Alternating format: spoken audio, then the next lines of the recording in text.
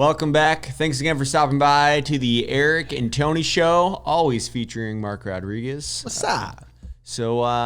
Yeah, guys. Hey, got some beers. Let's cheers. Cheers to the beers, boys. That's what we do. All right.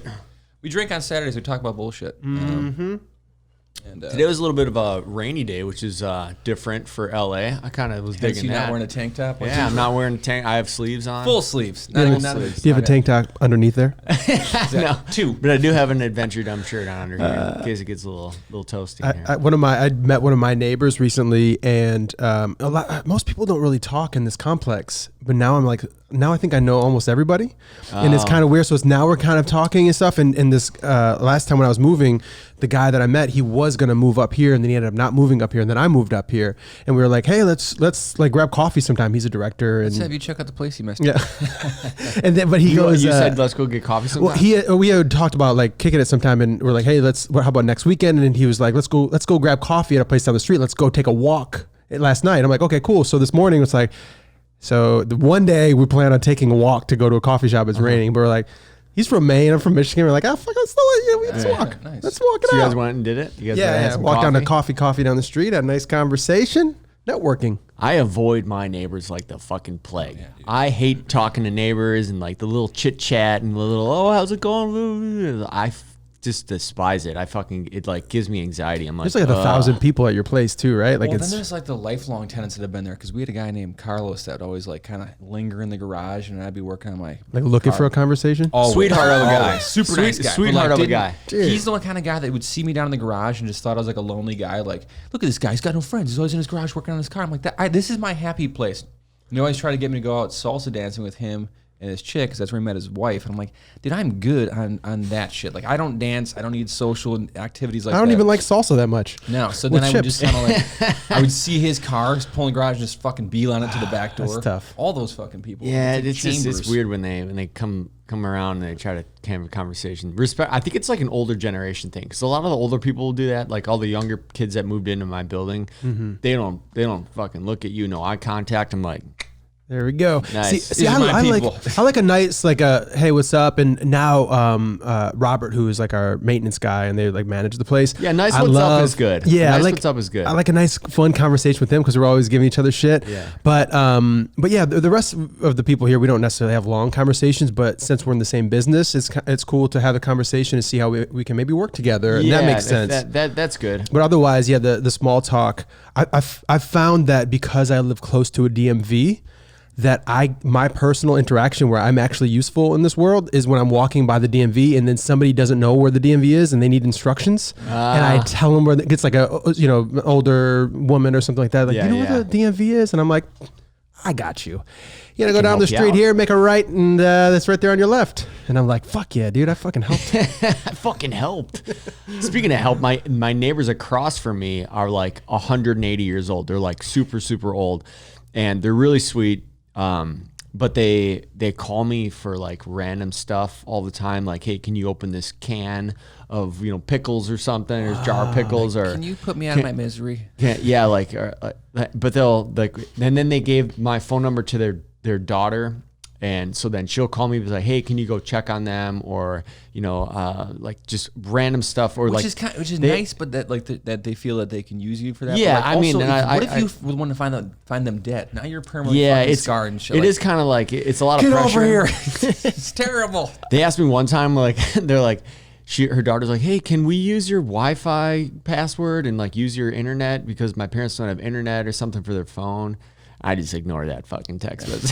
It's like, I'm like, I'll help you. I'll fix some shit. I'll, if you fall down, I'll pick you up, all that stuff. But need a pickle? I got you, man. I'm trying to like spread out the Wi-Fi password to the whole goddamn complex. And like, they hack into your shit. When Eric and I like checked out that apartment, we were living next door in like a 1-bedroom. Eric was living in the kitchen. In the same complex? No, the neighboring building. Right up the block. We've been on Martel for years. Yeah, lived in off the same street for the entire time. So almost 15 years now. Yeah. Which is pretty rare as well. Mm-hmm. Yeah. Rarer than our relationship, Tony. I know. Yeah. I actually moved to a different street in this city now, but for the longest time we were on that street. But when we checked out the apartment, we walked in, like, this place is fucking huge. It was so cheap. They redid everything's like a brand new 2-bedroom, 2-bath, like, house basically. And we were leaving, and Eric and I just started smoking weed, so we had smoked a shit ton of weed. We checked this place out. We're fucking enthused, high-fiving in the elevator and shit. Yeah, I remember get that. downstairs. That lady's like, "Can you help me? I locked myself out of the place." And I was like, "Sure, fuck it. I'm my new neighbor. I'll gladly help you and shit." So we go all the way up to the 5th floor. Knock on a door. The door opens. I'm like, "Well, my job's done." She's inside. And she's like, "I need you to crawl across the balcony and go in the fucking door and then unlock her place." I'm like, "Okay, I'm fucking stoned out of my mind. I just got sunburned. I never wear fucking like lotion or I had my hands are all greasy. My palms are starting to sweat because I'm worried about fucking falling off this place." And I crawl across the balcony to balcony, open the door, saved the day. She promised me a Russian meal, never got it. Still wait for that. Russian She's Reiki. dead now. Do you remember were you living at the building when those like old guys this was actually really cool. These old guys would play like acoustic guitar together in the hallway, like in the stairwell, because they had Talking about you and Joe? acoustics. No, yeah, Older guys. They're like two really old dudes, and they were sick. They were like playing like nylon guitars and stuff, like a Spanish style guitars and stuff. But they would play just like beautiful music in the stairwell all the time. And they were like I said, they were really old. So That stairwell got a lot of activity because not only when those guys just play some little concerto thing, someone's house for a minute. There was a guy that, I don't know if you lived in the building yet or where this fell in the timeline. I think it was after you guys moved out, but there was a guy that was living in our building. He had 2 cars. He had an SUV, like a black, Uber black, type thing. And then he had like an Audi that had like personalized plates and shit. So at some point in time, his car is gone. I'm like, okay, I fucking sold it. Probably get another one. Yeah. And then like later on, the SUV was gone, but he would just be sitting in the parking stall and shit. And I was like, what the fuck is this guy doing? He's like missing his cars or something. Cut to February of like 5 years ago. It's fucking downpour rain. And there's like this smell in our stairwell. And my dog like a runs back in. gym bag like just smell. Like gross, just like reeked. No, like sweaty, not bathing type smell. And I let Ace off the leash when we take him for a walk. He runs under the stairwell because it kind of came under.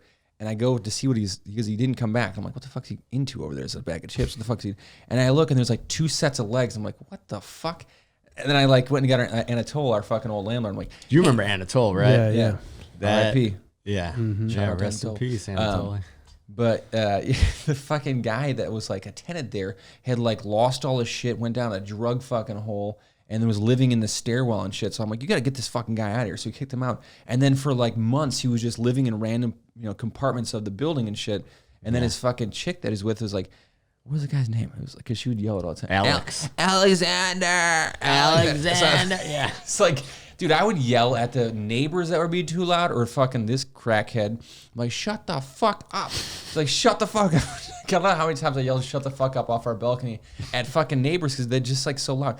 And then we had like people upstairs that were constantly assembling IKEA furniture or bowling or what the fuck they were doing. Yeah, that's the worst. Yeah. Having shitty upstairs neighbors that And are just hardwood loud. floors too. Yeah, he's like, what the fuck are But when you we doing first up moved in there though, remember like, I don't know, it was some Russian like holiday that like, it was every year that they would just like on this random Friday, they would like dance and they do some kind of jig up there. And like you just hear them moving furniture and then like this tap dancing shit for like an hour and then it would stop. So we'd never complain about it because it was always like around 9 o'clock and shit. But when they moved out and then like whatever the fuck moved in upstairs, yeah. There's some sucked, dude. real suspect shit action going on up there because there was like 3 deadbolts on the outside of the door and then it had one of those like metal doors over their door. And like, sounds like the Jeffrey Dahmer thing that I just watched at first. Like, yeah. This isn't Five Guys. This tastes Speaking like of Five Jeffrey Dahmer, Eric used to be his neighbor. Really? Yeah, I used to live down the street from where all that happened. Because it's in Waukesha, right? Milwaukee. Yeah. Milwaukee. Okay. West Dallas is where his grandma's house was. My dad's apartment after my parents split was right a couple blocks away from there. So You're like, it's surprisingly good neighbor. Yeah. Nice guy. super quiet, Helpful guy. Real always friendly. cooking, real hands-on guy. Yeah. Talk about a chatty neighbor. Guy's always, hey, what's going on? Wow. Yeah, that was a weird time. I was really young, but it was definitely, I remember when all that stuff happened, you seen like all cop cars everywhere. Dude, and people West were Dallas is like I mean, it's funny because that happened in Milwaukee, but like even once I watched the tapes, I didn't watch the show. The shows, I need more detail. I watched a pilot and a half. I was like, and I'm done. Yeah, I mean, it's like, I think sometimes there's a lot of like, backlash about that. It's like, these victims are kind of being like used for, entertainment and shit. And I get that because it does kind of read as like because it is horror pretty movie. entertaining. It is. Yeah, well, true crime is fucking True like crime the biggest is, yeah. thing right now. But I always feel like the true crime that's documentary style, when you actually have interviews with the detectives or the attorneys or the reporters and stuff. And I was telling Eric this on the way over here because it happened in our hometown. And those are the people we watched on the nighttime news anyways. And they were like just dumbfounded because like the guy's like on scene, he's like, yeah, they got fucking bodies in there and shit and a fucking fit together. And then they're like, they go back to you and they're like, frozen shit. Like they had nothing to say. Especially back then when they weren't so desensitized to everything. Well, because now you have like every day there's a mass shooting. So there's like when there's a serial killer, It's or like something crazy. yeah, it's it's like within. You're already at 11 news. all the Yeah. time. So when you hear something like that, It's like 5 as- massacres, 10 mass shootings, 15 dead Sounds babies. about right, yeah. Yeah. Guy ate a bunch of people, put bodies in the fridge, and then it just keeps going on and on from Like again? Yeah. I had a moment watching a Facebook. I think it was a recording of a Facebook Live. The first time I really got that jarring feeling of watching something that I wish I didn't, and it was a guy that was doing a Facebook Live as he walked up to this old man and like shot him right in the face, and he was like, Jesus. boom. And I know you don't like that shit, but that was the first time I was like, oh, what is this? And I was like my whole body like changed forever. Yeah, you can't unsee that shit. It's like that's like Faces of Death when you're yeah. a kid. I don't know if you ever watched any of that stuff. Brother That was loved like that shit. My brother used to fucking, when I had like my buddy sleep over, he would come home from doing whatever the fuck he was doing, drinking and smoking and shit. And he's like, John Sullivan was always the guy that he'd always like wake up, he'd fucking like cue up a fucked up scene on Faces of Death. I'm like, nudge him so he wakes up and then hit play and then just start laughing at his like reaction. Like, I mean, that's kind of funny. It is funny, but it's like a real fucked up. Yeah, it is fucked up. And then once he got the reaction out of Johnny, do it more often because he knew he was always gonna get like, he'd always bite at that kind of shit. But I had this one girlfriend that she had the Faces of Death. I don't know if people were what kind is of old. Faces of Death? So Faces of Death is like a cassette, like a VHS that you could buy when you go to like a movie rental place, like a Blockbuster that doesn't exist anymore. And it was like actual footage, actual footage of like basically what you just described. Like instead of it being on like on Facebook or whatever, it was like, watch this, like these Taliban like rip apart a guy because he was caught like, I don't know, doing something that they didn't approve of, and they like tie ropes on all of his limbs and have horses and fucking like rip them apart, and it's like all like it's fucked up. It's like the craziest. They have like people killing themselves, like that like, senator that fucking does the shoots himself and like that was on a Faces of Death too. I wonder if I remember this. It was like in probably 2002 or something like that when we were watching stuff like that. It was on a cassette or not a cassette, a VHS or maybe a DVD at the time.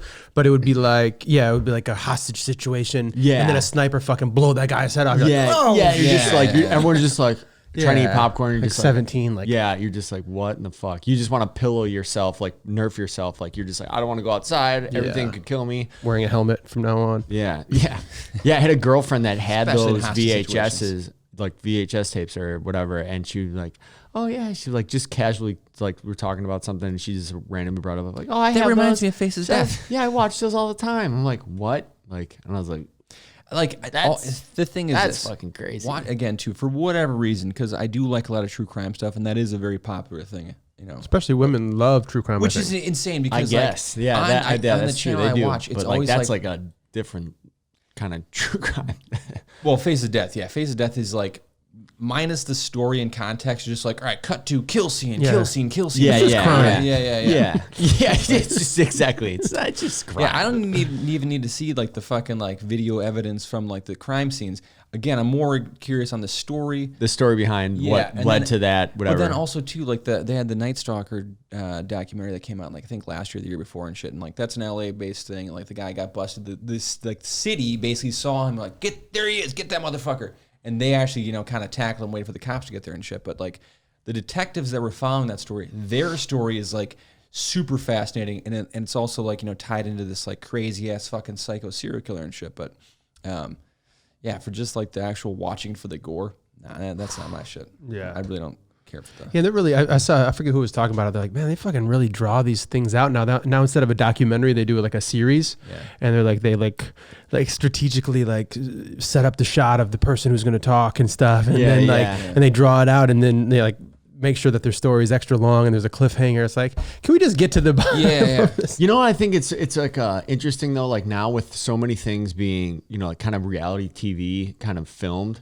Like I've always liked documentaries, and now with that also being like on all the social media platforms and stuff like that, it's really hard for me to like watch a movie now. Now I'm like, is there like a documentary, like a real, like with real people, like talking about? I like documentaries, like where instead of like someone acting, like even if there's like a. It's like your video news, because Eric didn't like reading books. He's like, they'll make a movie. If it's a good enough book, they'll make a movie out of it and shit. Now it's like, if it's a good enough news story, they'll make a documentary out of it. I forget what I watched need it recently, today. but we watched something where it was it was a movie about something that had happened in real life, and then we had watched the documentary beforehand, and then my girl was like, "You want to watch the movie version of it?" I'm like, "Well, we just watched like the documentary of that, why they made a movie out of it, and like with the real people in it and everything that was real. Like, why would we watch like the Hollywood version of that, or like something that wasn't as accurate?" I'm like, wouldn't you want to like, see a better looking actor portray this? yeah. So it's just kind of like, I don't know. I just feel like it's just not as I don't know, Interesting, real and yeah. interesting, and Have you guys seen? Jai loves watching true crime stuff, and like literally like, oh, seen it, and like she watched the Jeffrey Dahmer thing before. She's like, I just want to make sure that it would be good, so that to see if you would like it. And I'm like, you just couldn't wait. But we watched this thing the other night. It was called "Tell Me Who I Am." Have you heard about this? I think it Wait a sounds second. familiar. What is that? Go ahead. But it was very similar to like to your point about a documentary or not. The trailer, I couldn't tell if it was a documentary or like a real thing, or maybe by the log line. And I was like, basically, there's these two twins, and one of them gets into an accident, and he doesn't remember anybody except for his twin brother. Yeah. So his twin brother starts telling him who he is, but he doesn't remember his mom or anybody else. But there's this whole backstory about who the family really is. But his brother starts like feeding him what he instead of telling him the truth, he feeds him what he should know. I did see that. Yeah, and it's fucked up.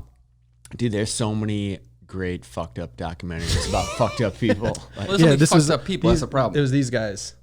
These are the two guys. I did Gets see into an that, accident, and like his helmet fell off, and then now he doesn't remember anything, Yeah. which was a fucking gift from God, because that shit, his whole past was until he found a picture later on. Dude. Spoiler alert. But Spoiler alert. but it was super fascinating. I almost didn't fall asleep until 5 minutes left, which is huge. It's huge. I think I know where this is going. Grab that. Yeah.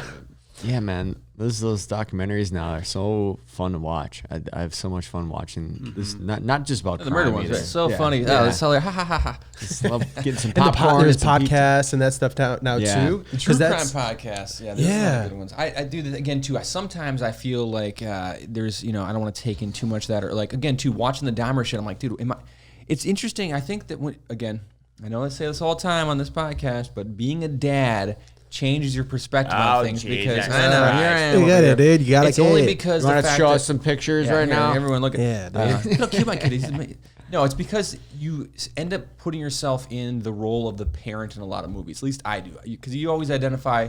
When I watch films and stuff like that, I always identify as the kid, the boy, the lead, whatever. And then now watching it from the parent's perspective, I'm like, well, no wonder they're doing that. Look how shitty their dad was, and so that type of thing. But like I just the like Dahmer watch those thing. same documentaries, but replace it with my dog. I'm like, that was my dog instead of a kid. So I always resonate with like the shithead boyfriend. I'm like, I see, see that? Look at that fuck boy over there. I see it. Yeah. I can see his He perspective. ain't doing it right. I'm getting murdered soon. No piano bar in this fucking I'm not lasting this whole documentary.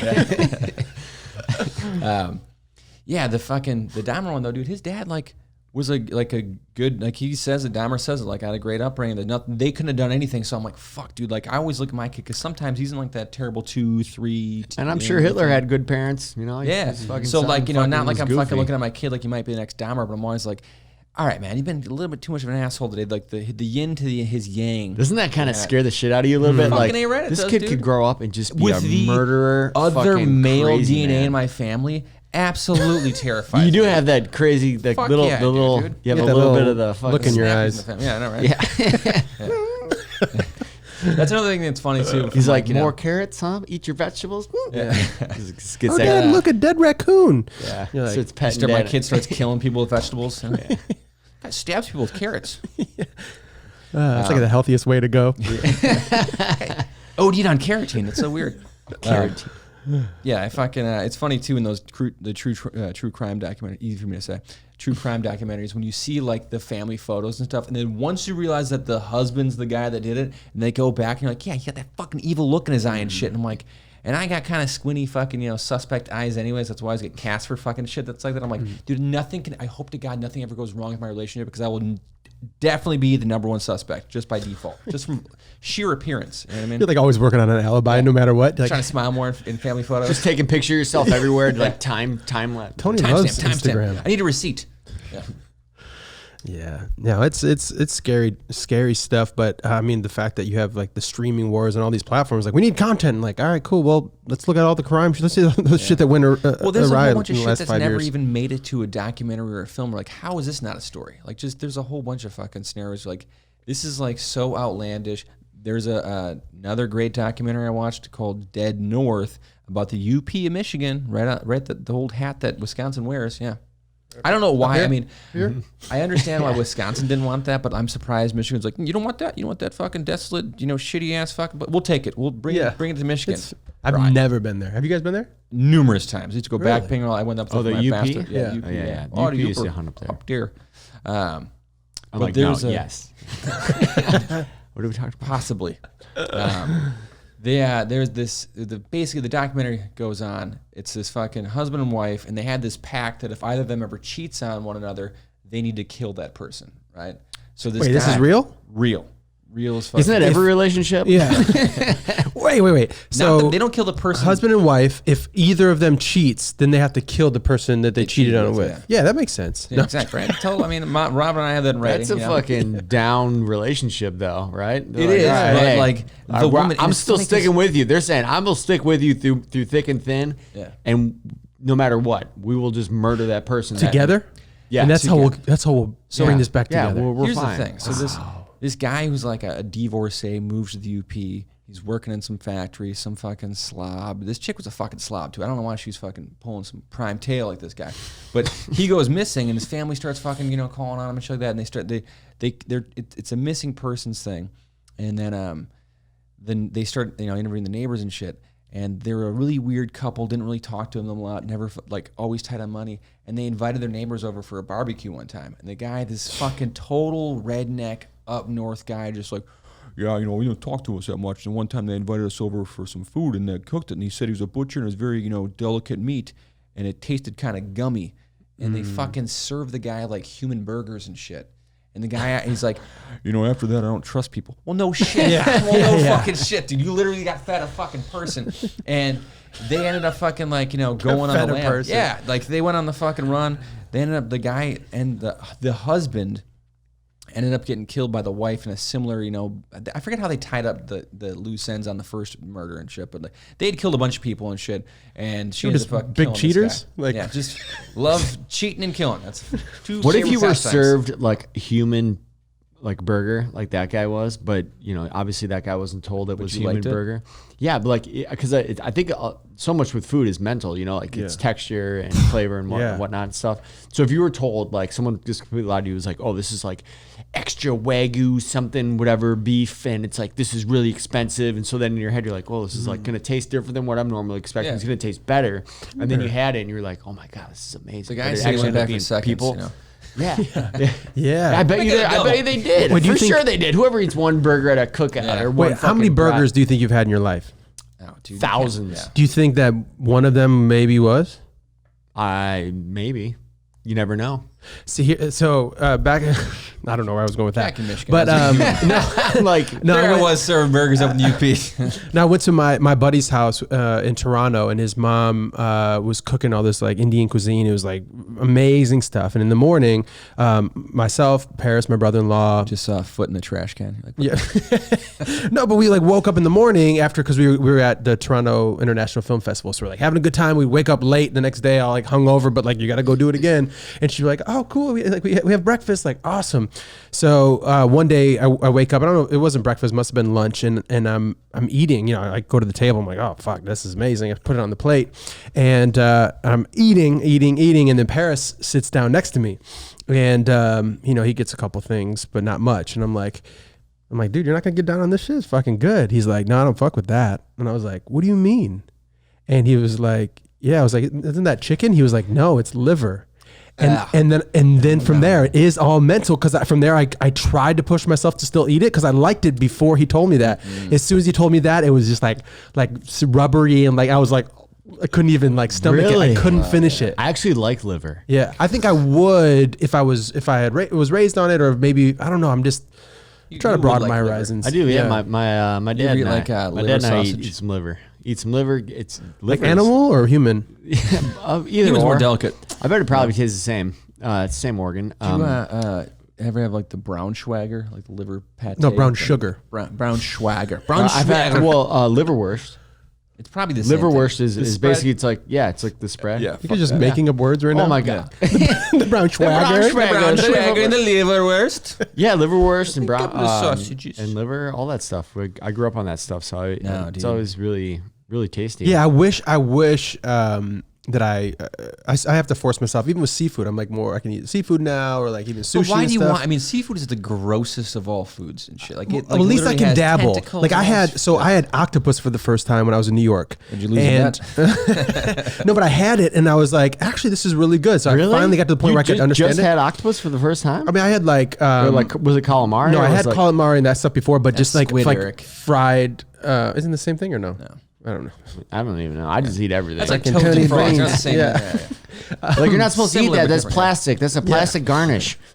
But I had it. It was amazing in New York, and then I went to Chicago right after, and then we went to like a fine dining Mexican restaurant with Eddie and then our friend Sam out there, and they were like, "Oh, we're gonna grab some octopus." I'm like, "Well, fuck, I'm on a streak right now." I had octopus that night, and then again to the point where I got used to it and I liked it, so then I was able to eat more and more and more. But before, I would always be like, "Oh, I'm not touching Dude, that." no, there's so many better looking foods, presentation wise, and again too, a lot of it's your fucking psyche, and that shit is fucking gross. Plus the texture of seafood. Tony is like the pickiest fucking I eater. did. See, I'll Jesus Christ. I am not. Yeah. I'm very experimental. However, No, you're call not. a You're spade a not spade. experimental. What the fuck you talking about? I fucking eat that shit anytime Robin makes me eat fucking oysters, squid, calamari, scallops, all that shit. Yeah, but I'll that's never only order it. like since you've known her. Yeah. Exactly. No, I eat that shit. 'Cause I ate alligator before when we were in fucking New Orleans. They sell that shit at the fair. Like, yeah, where you want an alligator on a stick? Sure. Yeah. I'm out here eating predators, dude. Yeah, Yeah. fucking, shark. I've Dude, tried I've had all the I've all had the fair foods. elephant ears. That's not fair food. Yeah. I've had an elephant here, a corn dog. That's got to be a dog somewhere. I'll fucking eat anything, dude. I'm out there, dude, trying things. No, I'm somewhat of a, I want to broaden my horizon. I want to try new things, but I have to draw the line somewhere. Yeah, I think I don't know. You I ever think had hog's feet? No, chicken feet, hog's feet, no, fucking no. You ever have gizzard? Woo! My mother-in-law would make that shit. I'm like, no, like you're just making garbage. You take that. A lot of time to prep garbage. Would you like some of that? No, I'd like you to not eat that. Can I buy you some food? Yeah, it's just so much good food out there. You never know. Yeah. Like that's why you got to just try it all. Yeah, but you hunt? I did. I used to hunt, Hunt but bitches. Hey, hunting, but never actually shot or killed an animal. you Well, missed. like I have killed an animal with a BB gun, but that's not like a deer or anything like that. I was like the guy that would go hunting because I got to hang out with my cousins and my uncles I didn't get to see all the time, my brothers and stuff. And then lonely child. they would shoot a deer, and I'd be the weird guy that'd be like petting the dead deer, like, oh, look, they're so soft. It's gonna be okay. Yeah. You're gonna pull out of this. Yeah. And so I never shot just a flesh shot wound. deer. Yeah. Gutting it out there, like hanging. Dude, that was the thing when we go camping, like with that Andy and shit up there too, and like when those dudes started to like tying up and cleaning the deer, like again, I've eaten a lot of venison, and like if you cook it right, it tastes like steak. Not If a big you fan. don't, if you don't Wasn't a cook it big right, it fan. tastes fucking gamey as shit. And like a lot of people don't know how to cook it right. It's not bad in chilies or fucking hot sticks, like sausage and shit, but like Yeah. the fillets just aren't for me. But then Yeah. also too, the actual leg work, but I don't like killing things, so that's not. I mean, that's that whole disassociation from like how all of our food gets to the table. Like people don't think about that. That's happening to any time you eat a chicken breast, or like that's even more fucked up because they're all living in like these like Eat breasts, yeah, they're like all pumped with GMO stuff shit, and like yeah. with anything, the whole process of the food industry is pretty crazy and fucked up. So doing anything like that, I think is a lot better. Even though it's kind of like you have to you there's no such thing as a free lunch. So in order to like have that item or whatever it is that you're going to eat, you have to kind of go through that to see the process of it. Because if you blind yourself from it, you're just going to be kind of naive to the whole process of other things that you're eating that have to go through the same thing. I would just have. It's like that's what you're actually doing every time. time you eat anything. You're killing a bunch of shit. So When was the last time? So I think it's partially being in the waiting table business, but when was the last time you were really upset with a meal that you had? Last night I went to. Really? Really? No. I was fully disappointed. Really? Yeah, I went to fucking public school. They have a bunch of them. There's like, Was it like in the cafeteria? back last night when I was in school. It's the name of a restaurant. Where is franchise. that? There's one Is that downtown. There's Sherman one Oaks? in Culver City, Sherman Oaks. Yeah, there's a couple of them, but I think they got bought out. So like, they used to have a menu that actually Not our looked sponsor. Like yeah, yes, public school talking shit about you. Sponsor us. They used to have like an actual menu that looks like a notebook, so it was kind of like cute the way it was set up and shit, and everything's got some. Love a kinda nice like, cute restaurant. Yeah, it's got a niche, right? Can And you eat in your underpants and watch Netflix? I had a bib on, yeah, there I was. I don't like it. But dining out. Yeah, dude, just the food sucked. And Really? and it's funny because sometimes you go a place and there's like, they have a list of like 10 burgers, but not one's just a basic classic American burger, tomato, pickle, some lettuce, some cheese, simple shit. You're a simple guy. You're a creature of habit. But I've also had they have one that's a fucking like PB&J burger. So there's like jelly on there. It's like a habanero jelly malaise or some kind of shit in the fucking. Oh, fucking give me that. But it's just like Those are I've good. went down that road and I was just in the mood for some simple shit, and the dude fucked it up at every turn. Like, forgot to pay my entree, and like we got the kid with us. Just he got a grilled cheese and some fresh veggies.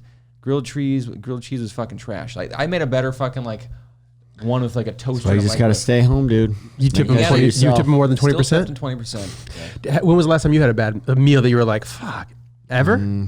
Well, to be honest, so truth be told, I can't really smell or taste anything since like the last year because of COVID. Oh. So Not got meth. my first vaccination shot, and then Should we tell Eric that's not water he's drinking? This water's getting me I fucked up. wouldn't dude. know. So like I really haven't had any bad like food experiences in the last year. But I did have an experience with food that I wish I could fucking taste. The Alcove on Hillhurst is my anniversary spot. So every year we just had it on the 2nd or 3rd. I don't know. I don't remember. One of those days. Yeah. And so we always get like cake or something or go out to eat there. So this year we got some cake. It used to be a bakery, and then they turned it into like a little diner kind of a thing, and there's outside seating, and they make really good coffee and all that kind of stuff. So it's like got really, really good desserts too. Alcove, sponsor So- us. Yeah, that'd be awesome. So we went there, and I got like a peanut butter, like custard, like almost like a cheesecake kind of a cake thing, but like really heavy, real dense, and then like a chocolate cake kind of cake thing. Like it was just like really heavy, like soft inside kind of cake stuff.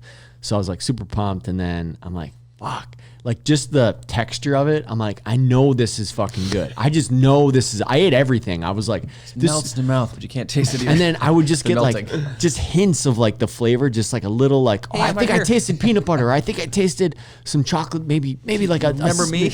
I can only taste like I can only flavor. Yeah, and so I'm like, man, you know something is like really good a lot of times by the texture. That's why a lot of people will eat based off of like So something getting back to texturally. why do you eat shellfish? It's got terrible texture. I don't think so. I Like a think slip all that slide. stuff tastes it's good. Good texture, good fun texture. But yeah, having like something that would Just would knew it really was- be really just like really good. I was like, oh man, I'm just waiting for like the day like where I'm gonna like bite into a burger and actually be able to taste everything and be like, but it's gonna be like some trash ass burger from like a soggy fucking fish sandwich or something from McDonald's, and I'm like, this is the best thing I've ever eaten. So, See, because I'm very easy to please, especially if it's just basic, simple stuff.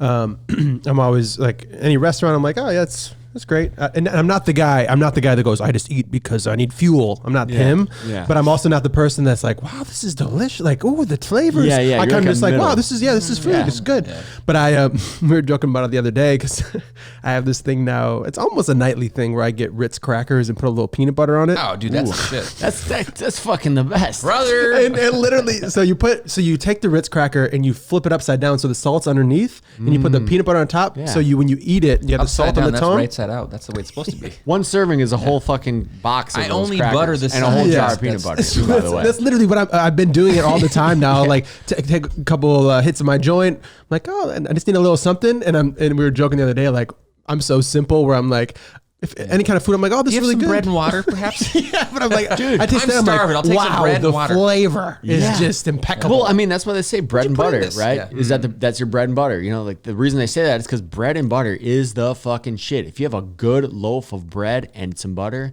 fuck, that's the shit. Like Butter, I'll take salted or unsalted. You really can't fuck butter up unless you get margarine. I feel like you can. Do you think cheese changes pizza? Oh yeah, for sure, dude. it can, but I've never had like Cheeseless pizza? pizza and then been like, ugh, like or like this is horrible. Like I'm always like, I've hey, it's bought pizza. cheese to make pizza with back in the day when I was my first living out here in Pacoima. The only grocery store was like a Spanish one, El Tigre, and I was trying to like for the life The of me to tiger find, yeah, for the- exactly. like me, yeah, they're great. The tiger. And like I wanted to make a Boboli pizza, right? So they have the crust, they have the sauce, I like all the flavors that they have and shit. $70 later, you got yourself a fucking Well, medium-sized pizza. I was you know? trying to cut the cost on the fucking pizza. That's the 'Cause biggest fucking scam of that shit. Here's the deal. Like, what? I gotta buy like all this Sidebar. shit? For... I used to work at a grocery store, and we had those Bragger. sample. There I was in Pick and Save as a So did I. Bragger. So did I, by the way. And So- if he did, you probably did too. then. I shopped at grocery stores. Yeah, Eric just. But I worked stalked at me a deli. grocery. Same thing. Yeah. So we had that sample cool, like the pizza oven that the sample ladies would make. So I stole that, put it in the produce cooler, right? So now I had this secret fucking baking compartment, right? Now I go around the grocery store, grab the crust, grab the fucking toppings, and make my own pizza on the clock on the company dime. And Boboli was the shit, but. Now living my own, I didn't have enough money for like cheese. It was expensive. It's always been expensive, even though this is the fucking dairy state. It's bullshit.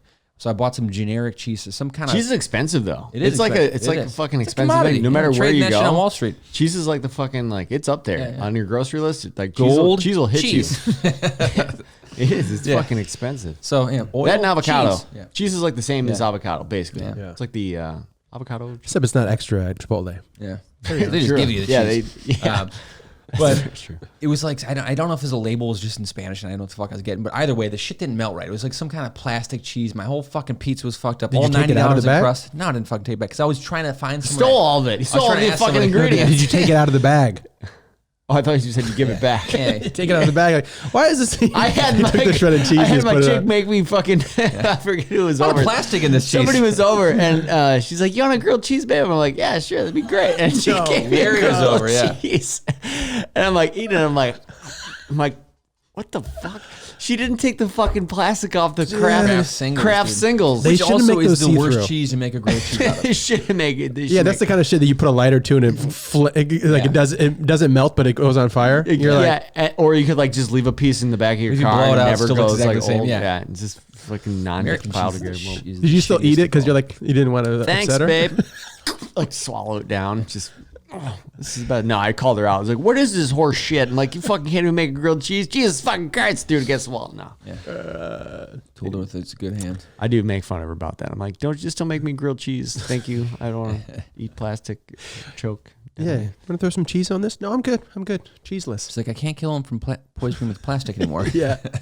We used to do that too with like stealing food at the places we worked. When I worked at the deli that I worked at, we would make burger patties or steaks, and it was a butcher shop. And so we had like, after like every week, any meat that like touched each other or had been sitting for like maybe a day or two, it gets brown. It doesn't make the steak less edible or anything like that. It doesn't make it bad. It's just like not cool to look at, and so people just won't buy it. So they throw all that shit out, and it's like thousands of dollars a steak like every week that they throw out.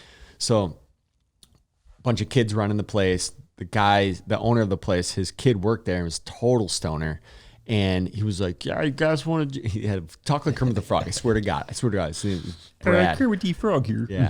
Hey man, you guys want to like make some burgers and steaks, whatever? And I'm like, all right, cool, let's do that. And so he's like, his dad would come in periodically, and so you still want to be kind of like on the lowdown. So we had these saran wrap machines where there was like a big heating pad, and it'd get really, really hot, and then you put the saran wrap and it'd melt, and then you could wrap up the meat for everybody.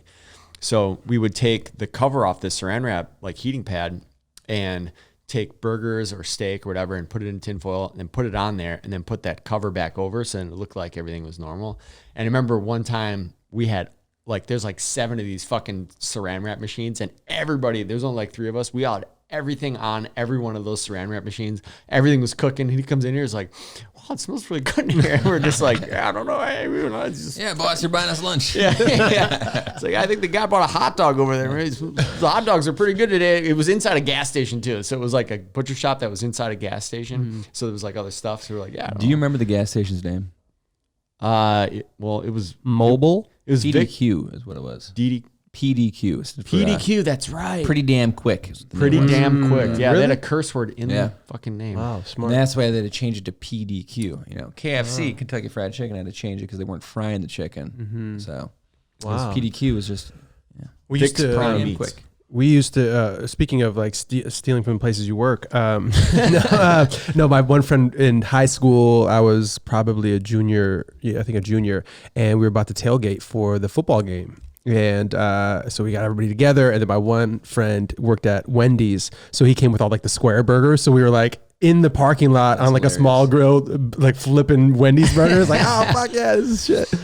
Dude, it's funny because those thin patties they use at fast food and stuff, or even if you get them from you get them from Kirkland from Costco and shit. So Rob and I go to one of her parents' friend's house in Orange County, I don't know what football game, Super Bowl or whatever the fuck it was, but everyone's over there and they're fucking like off the boat. They're not Russian, it's not Armenian, some other fucking Eastern European country, but like they hey, talk like this, like Despicable Me, and they're like, you want the burger? Cook it a medium rare, okay. I want just a regular burger, and I was like, she's like, how do you want to cook? I'm like, I don't know, medium. She's like, okay, and then she brings the fucking like that thin ass like a McDonald's burger. I'm like, you can't cook those medium. They gotta be cooked all. That ain't the same kind of meat and shit. And I was biting it like at Robin, and she's like, this shit's undercooked. I'm like. She's like, do you eat your whole one? I'm like, yeah, my stomach was fucking gurgling the whole Like night. fucking somebody But I worked at couldn't White say- Castle and I brought couldn't them. send it back, because she was so happy because like again, people come here and they want to do hey, we're Americans now. We do the whole burgers and the hot dogs. Fucking like sort of. You I was want a like, Coca-Cola? yeah, Cool, I dude. love the Coca-Cola. It's delicious, huh? America. It reminds me of the people that used to come into that restaurant with the $100 bills from Arizona. Oh yeah. Where's your accent from? They're like Arizona. Yeah. We're from Arizona. Really? Yeah. You sure? Like Yeah, what those part? people were Yeah. fucking, yeah. It's a big state. Scottsdale. We're from Madeira. Yeah. So cool, dude. Yeah. I love this America. I'm totally from here. No, where are you from? Yeah. I'm born and raised. Yeah. Okay. Okay. Yeah, dude, I forgot all about those fucking people. They're Those were a fucking trip because like they legit would order a shit ton of stuff. I'm like, are they gonna be able to afford this shit? And they know what the fucking cost of stuff is?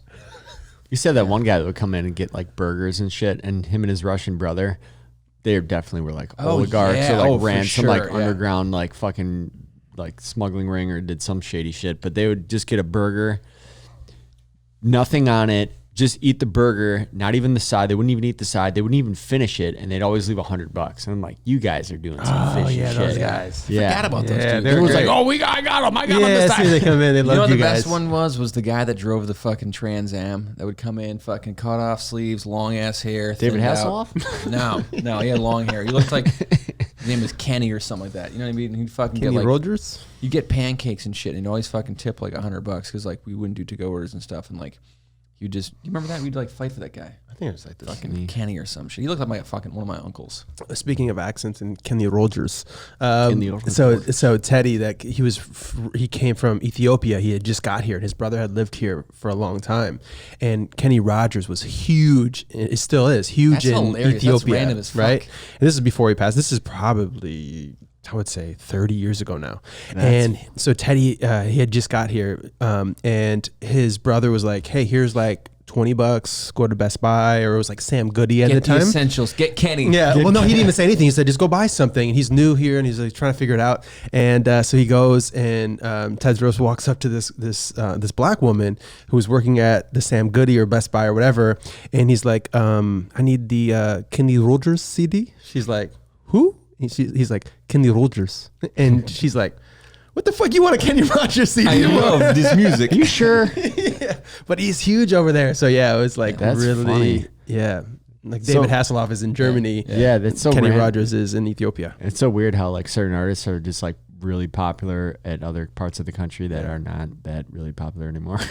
Like there's a lot of them like that. You guys ever see the? It's the best way I think if like to be like famous, I guess. Like I'm like It's just random that Kenny Rogers. I'm fucking huge in Ethiopia. Because he was pretty big here, but Yeah, then he he was. even bigger there. One Kenny Rogers song. No, Didn't he he have a was fucking restaurant too? No got one no to way to hold hold him. them. Yeah. no way to Okay. hold Yeah, 'em. that's not my shit at all. Do you have you guys ever seen the? It's my favorite documentary. What is it called? No, I'm joking. It's called Searching for Sugarman. Yeah, I was just gonna say Absolutely. he's Yeah, like the that same guy. thing. Rodriguez from Yeah. Detroit. Yeah. Not related. He's like a carpenter and like had no idea and he's just like, yeah, whatever. Like huge just in like South Africa. playing like massive shows and then like would go and be like, all right, I'm gonna go back to work being a carpenter. Well, no, and that's the shit. thing. The Yeah, him coolest not thing even is knowing. Yeah, him not his knowing for kids years. Kids didn't believe that he was an artist and shit. And when they finally fucking found him, and everyone thought he was dead, the whole folklore and stuff like that. That was like probably one of the best documentaries I've seen. Yeah, the guy that made it won the Oscar for best documentary or whatever.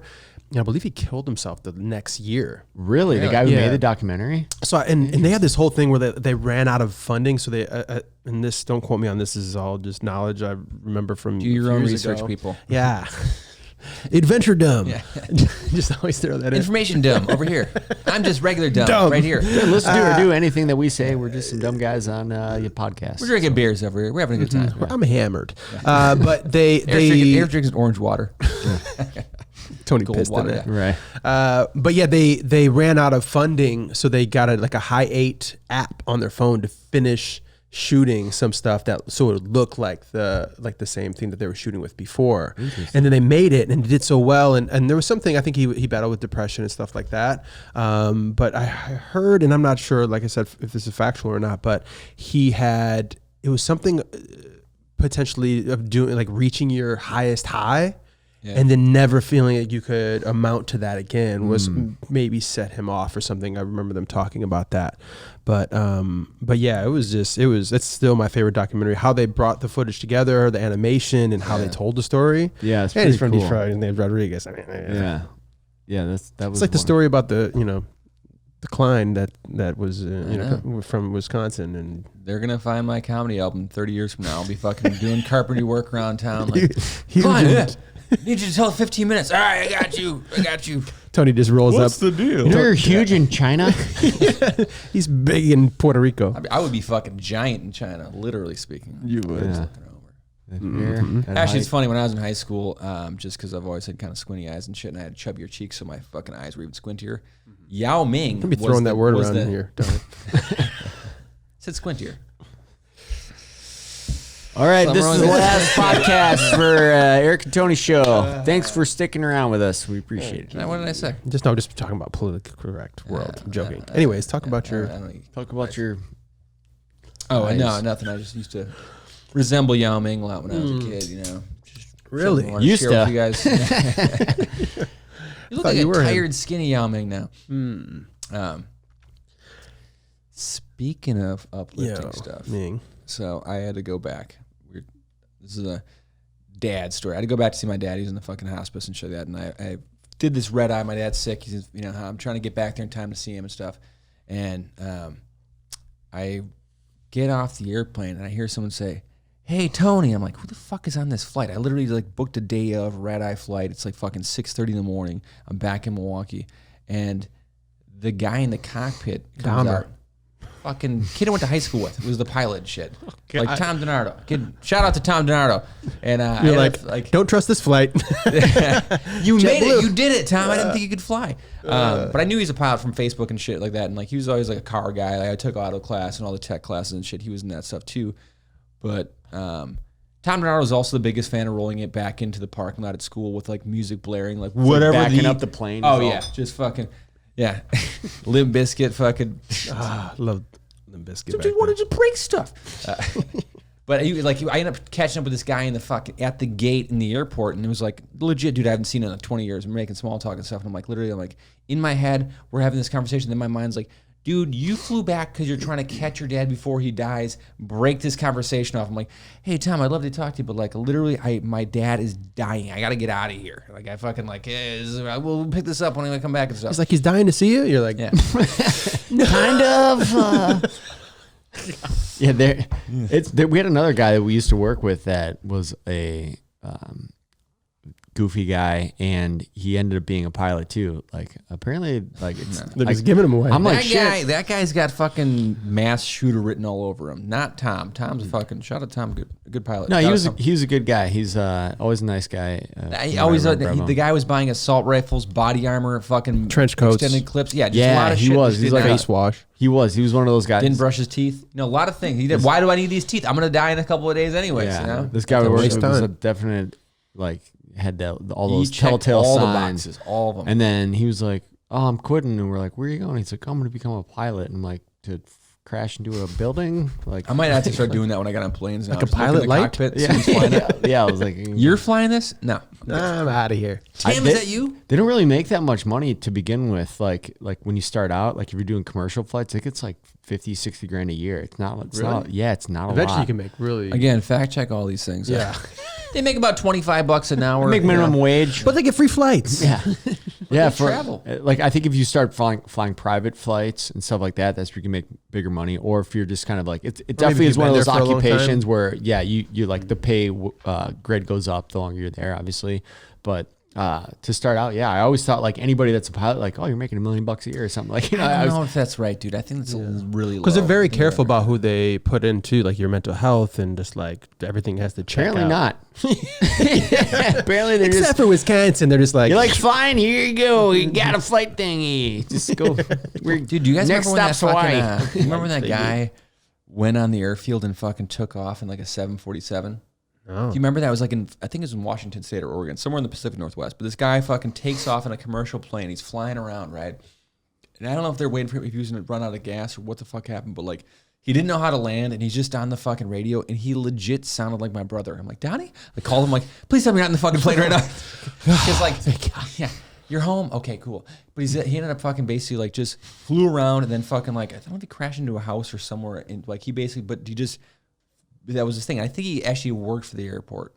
That's how it happened. But like just another random thing where it's just like people nowadays, there's too many people on the planet, too many variables and too many fucking things that can just go awry. Too many options. Yeah. Well, there's just a lot of things that, like anything, if you fucking have a factory, say 1% of every fucking bottle is defective, right? But now that factory, instead of making 100, it's making 100 million. You're going to have 1 million defective bottles, and that's kind of, now take that to the billion level, and that's where we're at as a fucking planet. So there's no wonder there's fucking 1,000 Jeffrey Dahmers. They said there's over 2,000 serial killers out there that had not been fucking discovered or fucking found yet at any given time. It's true. I'm sitting between two of them right now. I just want to live in an airplane hangar. I actually still kind of do. Eric, you want to live in your truck now, so that was I do. That's a dream of mine. I'm trying to be homeless. My dream is to become homeless. Tony and I used to. Rick Caruso gets hired. Yeah, he's trying to get. Go with your story. I have a Rick Caruso story after that. Okay. Okay. Tony and I used to be commercial painters back in Wisconsin, and one of the things we painted were airplane hangars. And we're in like this airplane hangar, and some guy has this prop plane, and like they have. And Eric's like, I could live here. A portion of it, yeah. I'm like, you'd have a dude. Why do you have your pillow? This says me all over it. Yeah, you could have like a basketball hoop in here. You could hang out like. It was fucking cool. It was like a giant. It was like the biggest loft. I mean, you have a loft here, but imagine this like the size of a football field. Like 10,000 square feet, and there's a plane inside. Feels like a little too much room, but yeah, keep going. yeah. And then they would have like a portion of the hangar would be drywalled and almost be like a studio apartment kind of a thing. And the guy was like, yeah, sometimes I'll come in here after a long flight and I'll just sleep here and had a bathroom and a little kitchen. The wife around the outs will just crash here. Yeah, but I was like, man, this is pretty cool. And he was like, these. Then I started looking into it, and to get the hangar, it's not that expensive to build an airplane hangar. Yeah, it's like 20, 30 grand or something like that.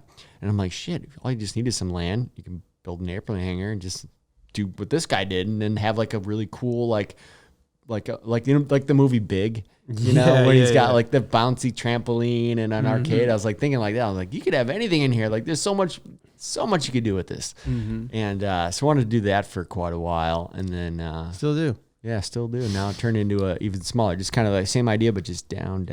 Even small. Eric, it's the complete opposite. You basically like, what about a giant place? There's so much space. Or the back of my truck. It's 8 feet by 4 feet. Six and a half feet. Just enough for a twin size bed.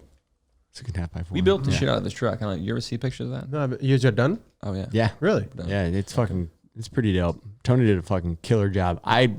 Thanks. I had a really good hand in holding stuff for him. He's a hell of a holder. If you need a holder, people, I'm no carpenter, but I designed the whole thing. I will say I've been designing this thing for fucking 5 years, and so every little thing, all the fucking flaps and all this shit, like I really kind of thought it out to make it functional, and I hadn't really Sharpie to a napkin. You're like, Tony, yeah, this Eric really actually, like Eric went seriously. above that. Eric did like Seriously. prototypes out of like tin foil and fucking styrofoam and shit. yeah. Like he made it. I mean, I definitely did a bunch of like testing on that to like see like was this going to be low enough, high enough, like wow, how can I lay and all this stuff. but it's funny because Eric actually built it out entirely, so it looks like when that show they like hit my ride.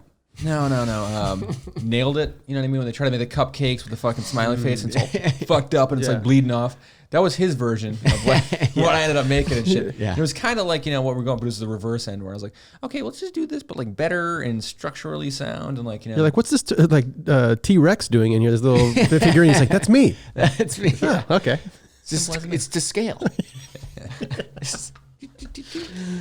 Yeah, we worked on that during the pandemic and kind of knocked most of that out. But that was something that I've been putting off for a long time, just because, like a lot of things, you get like analysis paralysis. You're like, oh, this could be better, or maybe this could be better functionality that way, or this, or whatever.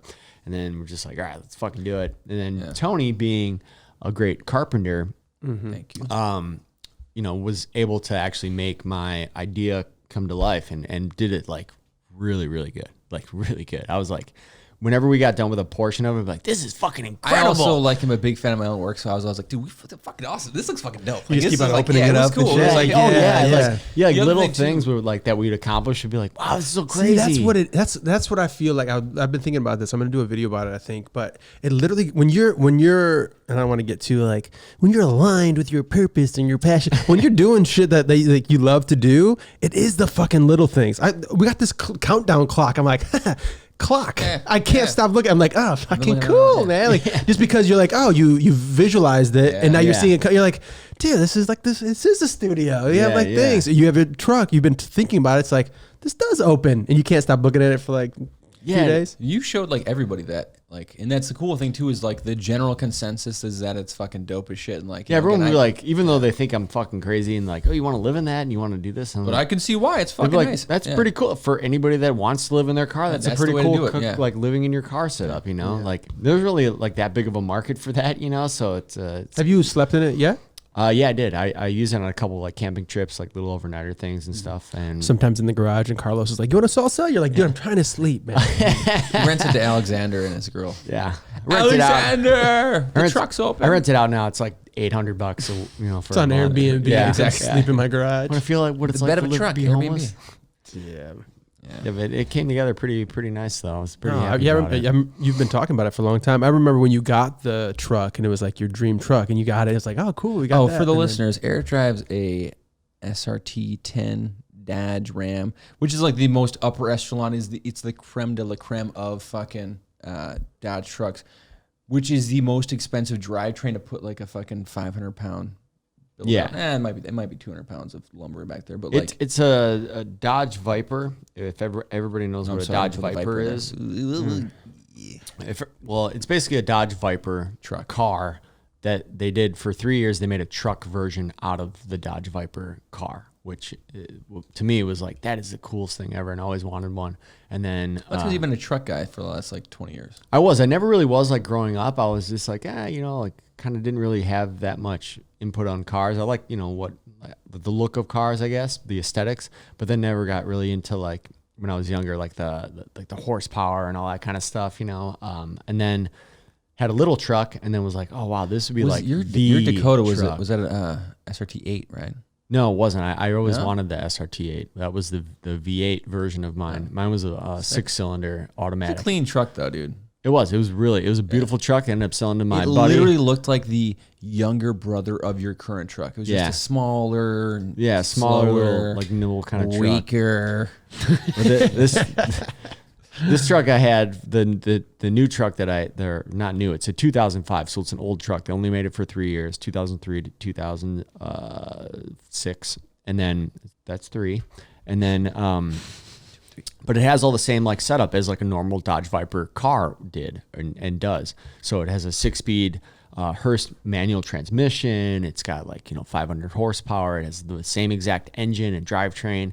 All this crazy stuff. So the first couple of years I had my fun with it and like beat the shit out of it and was like doing burnouts and like all, having really scary situations driving it, because I'm not used to driving something like that. Yeah, just way too much. And then I was like, oh, you know what? Like it has a truck bed, so I could maybe transform this into something that would be more practical and then kind of just started tossing around the idea of making like a camper out of it and stuff.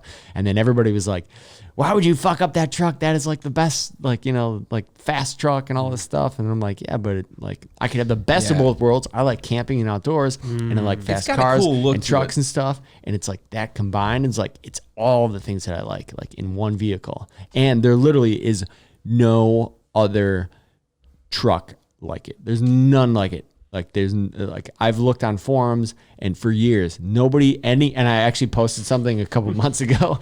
I'm on a couple like truck camping forums and stuff, and someone like every once in a while they'll be like, show your new rig or whatever, and then so I posted pictures and everybody they said one of two things. They were like, that is fucking awesome, like the setup that you built was great, and then reference Tony in it, and then they're like, also, why would you do that to that truck? Like, are you crazy? Like, you just fucked up a truck. And it's the Adventure Dome truck. It's the Adventure 10. Yeah. So, but I can still take it apart. It's like all modular. So nothing is like, we didn't like, take anything off the actual car. Like I still have the spoiler that comes with it. And it doesn't run anymore, but you can fucking sleep in the back. Exactly. If you go downhill, it'll move. I initially was like, doing that, like, was to kind of protect myself as far as like having a place to live and having had experience backpacking and knowing what I need to make me happy. It was not a lot. So I was like, shit, if like shit hits the fan and I don't have a job or I need to live someplace, I could literally live in this, and compared to a tent, like that's like a fucking 5 seasons and shit. So I was like, this is like a little loophole that nobody else would be, I guess, willing to do or like understand why to do it. But for me, it was like an extra like safety net as far as, just life in general. Like I can always fall back on that. It's like an extra little house, like a little micro house I have. So it has everything. Everything. And that's the story of my Dodge Ram SRT10. And that's why we built Eric's truck. Wow. Yeah, we built it. It's a nice little segment. Do you do any hands-on shit? Any manual labor, carpenter shit? I grew up doing it. My dad was countertops and cabinets, and would go on his jobs and that kind of stuff. Yeah, he had his own company with my grandfather, and they would mostly countertops and cabinets. And then he left that, and he eventually did like what's it called?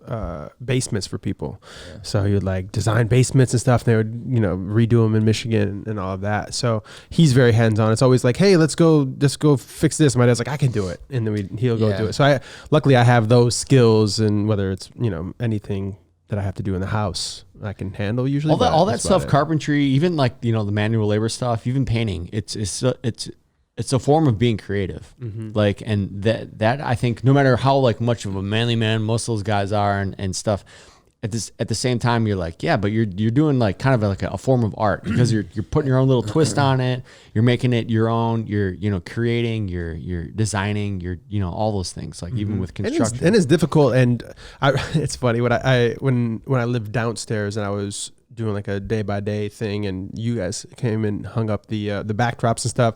Then I had the whiteboard, and I like documented me doing it, and just the response from women in my DMs when they could see like you can actually use a drill and put something up that's straight and stuff. They're like, oh my God. I'm like, wow, there still is some attraction Mom to that. makes me like hang her broth? TVs up and shit in her apartment. I'm definitely not as handy as what Tony is, but like I was so proud of myself. I'm like, I put a TV mount up and hung a TV or multiple TVs. I'm like, that's cool. I did I'm that. really happy that you acknowledge that, because for the longest time, Eric used to bust my balls, because like years ago when I first got my Oldsmobile, Tony did have some problems in the do-it-yourself sector of his life. Look, I again might not be experimental with food, but I will try the fuck out of anything that involves like electricity, mechanical shit. fire, gasoline. I don't fuck around with electricity that much, because I'm not trying to fucking. We watch those safety videos. Eric and I, we had to watch a mandatory safety video in construction. Yeah, it was like Faces of Death ABC safety training. video. It literally was no bullshit. They showed dead bodies of electricians and shit. And the funny thing is, People they like showed getting this shit. electrocuted and their like bodies blow up and shit. And they're just like hanging on the wire. And This we're is like, what they the did. fuck? This is the accident scene, and then the next fucking scene is they take their clothes off so you can see all where the electricity went through and shit. So I was like, we're in this fucking super quiet room, like, hey, so when you get electrocuted, you become naked. Watch out, you fucking touch that line, you get your clothes come off. But yeah, that shit fucking scares me. I don't fuck around with electricity and shit. And also, I don't want to fucking burn my house down, right? That's not my field of training. But when it comes to Unplug it. Yeah, dude. Yeah, dude. Isn't that like rule number one? You hit the switch, like the breaker and shit. But what if it doesn't? And I'm not trying to die on some. Well, yeah. fucking Listen. By the way, I shit. fucking. Did you guys know that I flooded the other place downstairs on accident? No. So really? yeah. So I had Yeah, like try to do that. Yeah. So Put a bunch of towels down the toilet, kept flushing it a bunch of times. no, I wanted to. Trying to prank yourself. there was one wall on with the bathroom that we used as storage. I could tell it wasn't as like sturdy of a wall, and I wanted to hang my standing desk. Like you drill it into the wall and then it folds down, and I was gonna like ask for help, all this stuff, but I could hang pretty much everything except for what you guys had done. So I was like, fuck that, I got this. And but I put two 2x4s to the wall to put it into the studs first, so that it would actually hold, because it's pretty heavy. I hung it up here. It worked, but I knew that it was a little fragile, but I didn't think that there's pipes on the other side. Yeah. I thought I was going into a fucking stud, and it was like Fucking stud finders. Yeah. Well, yeah, it because doesn't matter. It still read the same. yeah. So, but literally, I put the 2x4s into it. They're all painted white. It looks good. I'm like, I just need like one more screw, and I was fucking like, and then all of a sudden it was like. You're like, take your gum out. You're like, well, no, because you can't see it, right? It's through the wall. So then I pull the nail out and I like unscrewed it. It was like, and it was like, and I was like, oh fuck, it's, and then all of a sudden I see on the floor it starts coming in. God. And it was like 7 o'clock. I'm like, what do I do? I'm freaking out, and I called the manager that lives here, and luckily her husband, who is the maintenance guy, answered it, and I'm like, I need you to come downstairs. He says, what happened? I'm like, it's fucking leaking right now, and he's like, so he comes down, he's like, why the fuck did you do it? And it's just water, but luckily it's cement floors, and it's getting closer and closer to like my rugs and shit, and I'm taking everything out and like pushing everything out, and he goes and turns the water down off downstairs, and then I had the shop vac, and I was getting all the water up and stuff. And I'm like, fuck, I knew I shouldn't have done this myself. He said, why didn't you ask me if you could put it in the wall? So then he had to cut a whole like piece out of the drywall and then fix the pipe inside and then put it back. And then I was like, yeah, dude, I don't think I'm going to put it up. He's like, why not? And I'm like, you want to help me? So then we actually still put it up afterwards. And I was like, I thanks, had man. this drywall repaired. Yeah. yeah. I have to worry about my mud. Patching. Oh, but that's like a surreal feeling where you're like, oh fuck, I literally can flood the whole place right now. I still feel that way, even if I like doing something very simple, just putting some, nails on a wall or drills or whatever, doing like a TV mount. I'm like, am I going to drill into like some electrical wire that's back there? Because those stud finders, they don't tell you what, they just say something's back there and you're assuming that it's, wood. And then why don't they have like an X-ray thing yet, or some kind of weird fucking sonar reader that's like, I don't care how much it costs, but something to tell me what the fuck is back there, as opposed to just gauging it. My botched DIY thing was why Eric always gives me shit because he's gonna do it. Oh, shit, insurance company, make sure. Mike, get the fire extinguisher ready. Tony's gonna do some. When I first got the Cutlass, I got some carburetor repair done at Norm's. I'll call them out because they fucking suck. Fuck you guys. Didn't you go to them all the time? All the time. They fuck me on my taxes for an IRS audit, so you can fuck yourselves. Do not go there. But they did pass the Lexus on the what's it called? We all took our cars there, but They were good for some shady shit. Like, hey, I need to pass this. Then like, put the gum in there. They're like, oh, we have a guy. I'm like, Yeah. and they were like, we'll take it to you for them. And I'm like, wait a second. Yeah, I think you're the guy. always. Well, leave Don't your worry, my keys. guy will get this done. Yes. We'll take it We'll somewhere. take it to the guy. Yeah. I know a guy who knows how to do this thing. So I about ended those up guys. got a carb job done with them. They basically retuned my carb. It was fucking misfiring and stalling. I was like, it was a Friday. You know, I had like I don't know what the fuck was going on. I think I had a date or something like that. It was way before Robin. And it stalled like, you know, on that Sunset and Fairfax intersection. I'm like, fuck this. I'm going to drive right over there. And nothing about they're worse than driving a classic car when it stalls. So everyone's like, that's a cool car. Oh, it doesn't work. And then you're just this asshole pushing your car to traffic and shit. And Get a new car. they're like, yeah, it's probably the fuel filter, which is really easily accessible in my car. It's right off the carburetor. It's just one nut, right? So I go to AutoZone, get the fuel filter. They have a loan a tool service, but they're out of the line wrench. So like, let's use an adjustable wrench. I'm like, all right, 17-year-old kid, I'll take your advice. So I crank on it. It's got way too much torque, starts bending the fuel line. I'm like, I don't want to fucking crack this fuel line. That's an even bigger problem. So I just abort mission, tighten it up, drive down Highland up to Sunset. This is right when Chick-fil-A opened. Like, so Delicious. it's fucking A lot of line people. around the door. Yeah, just Get a I lot hit of I'm- spectators for this one. and I'm like the second guy in line to take the left there on Sunset. And all of a sudden I hear this big fucking orange flame shoots out of the hood of my car. I can see it on the reflection of this Ford F-150's tailgate. I'm like, oh my God, my car's on fire. I just washed it, so I'm trying to fucking, like, and two, it's a 67-year, you know, Yeah, heat Cutlass. dry. There is no pop the trunk. I had to take the keys out of the ignition, open the trunk to get the towels to try to fucking mat the flame out. It's not working.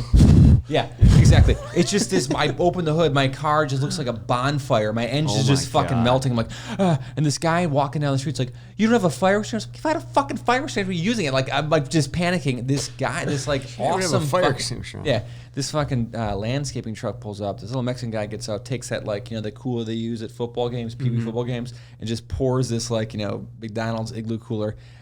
Does nothing. Now I just have like water and ice all over my fucking carburetor. It's just still Gatorade. burning and shit. I'm like, hey, thanks, man. He's like, Gatorade see," all and he over drives the off. engine. Yeah. Yeah. So the next fucking, you know, cycle lights, because this is like minutes going on. This guy, I have nothing to stop. You have a new this. audience every Yeah. 3 Exactly. minutes. Exactly. Every just rotating, people still talking shit in the line. People Like, like, oh, "Hey." that guy's And, having a rough day. Okay. Well, The AAA truck pulls up next. Tasty.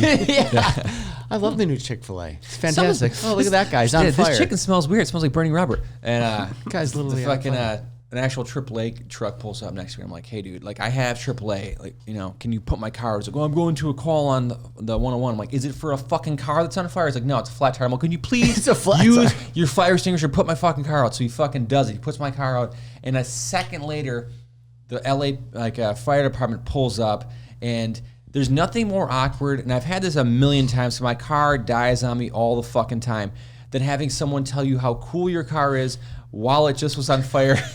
Cool fucking car. It's a lot cooler when it's not on fucking fire, man. Like, we're pushing to the side of the street, and I get a fucking towed back to Norm's, and, They didn't Yeah. do shit about it again. well, they're like, If you don't have an extra 60 to 80 grand on top of the purchasing price of your old collector car, people, don't buy one. yeah. Just it's don't. a money pit. It is. They are fucking expensive. Yeah. Where does it get a fire I will say extinguisher? this much though, and this is the biggest limit of classic cars I've had. Because my '84 Cutlass was a turd. My '75 Cutlass, that was a gem. I drove that to and from California numerous times, and it always started. Remember that fucking thing? Yeah. And a 350 tranny thing was fucking awesome. It was a bulletproof motor, but this one is just super temperamental.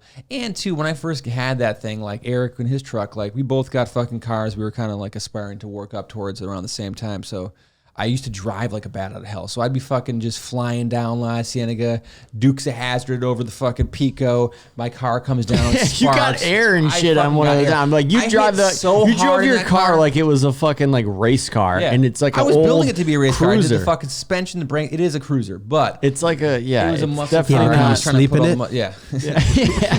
Sleep with some ladies in it, though. You know? But yeah, I landed that thing so hard that not only did the fucking suspension spark, but it shifted into low because it's column shift. The visors came down. I hit my head, clinked my teeth I fucked that car up. I broke the water pump. Actually, the bearings broke in it and shit. I hit so hard. Do you have a fire extinguisher in it now?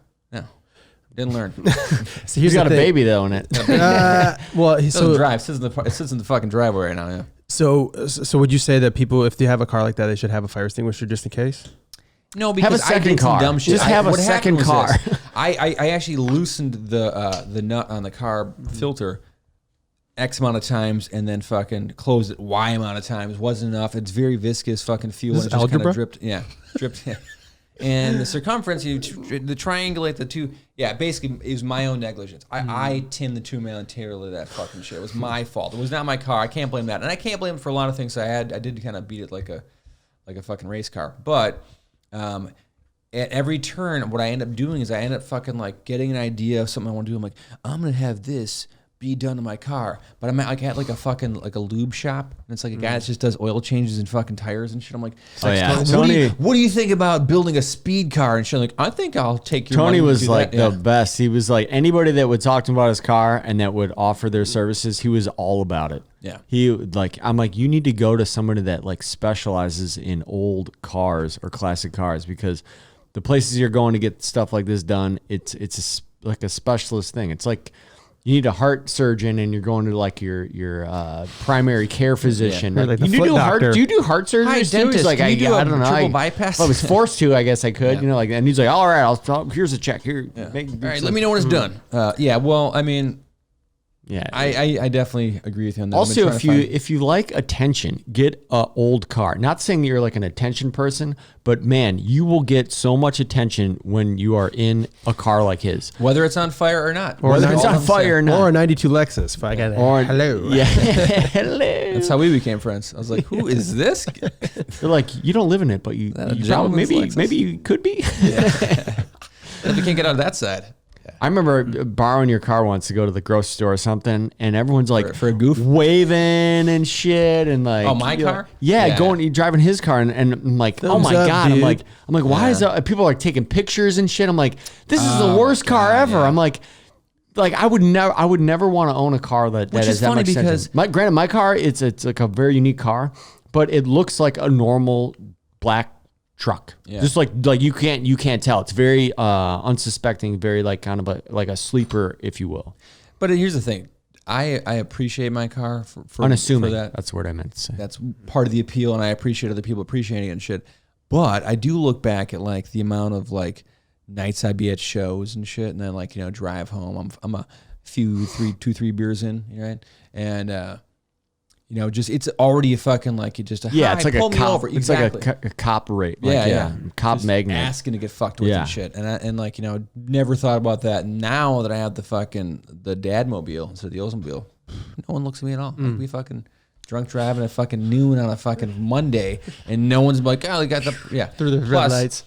Robin, you know, won the car off the Price is Right. So I You're got like, that. now they got the Dadmobile and I'm drunk driving. No, I'm just saying. Now that I do it with Anthony in the car, it's usually by myself. You know, no, I don't drunk drive. Hang on, kid. But I'm saying at the time when I was drinking more late hours, 1 o'clock in the morning, Yeah. Still capable ideal of driving. time, again driving aggressively. Like I'm surprised I didn't get pulled over more often than I did. I am too.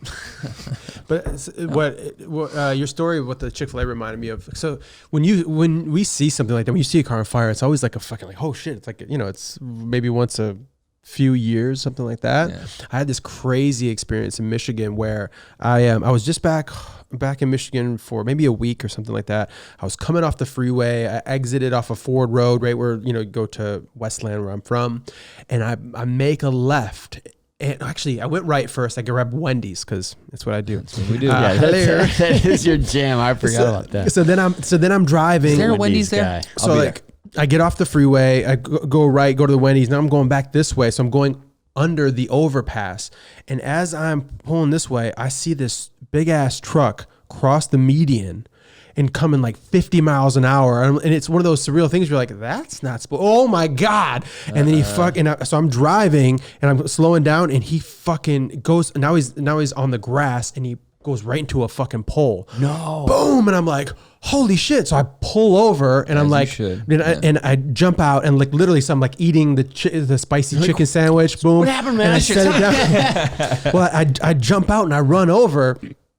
And the guy is like right into a light pole, and I'm looking. He's like fucking bleeding. He's like bent over like this, and the fucking OnStar is like, OnStar, do you need assistance? And I'm like, fuck. I'm like trying to figure out what the hell I'm going to do because this guy is unconscious. Yeah. So I go in and I'm like I'm about to undo his seatbelt, and all of a sudden this fucking angel of a woman shows up. She runs up. She's like, hey, I'm a nurse, and I'm like, That's so thank you, crazy. God. Yeah. And I'm like, okay, cool. So she's like, I know what to do. The OnStar person's like, do you guys know what to do? And I'm like, she does.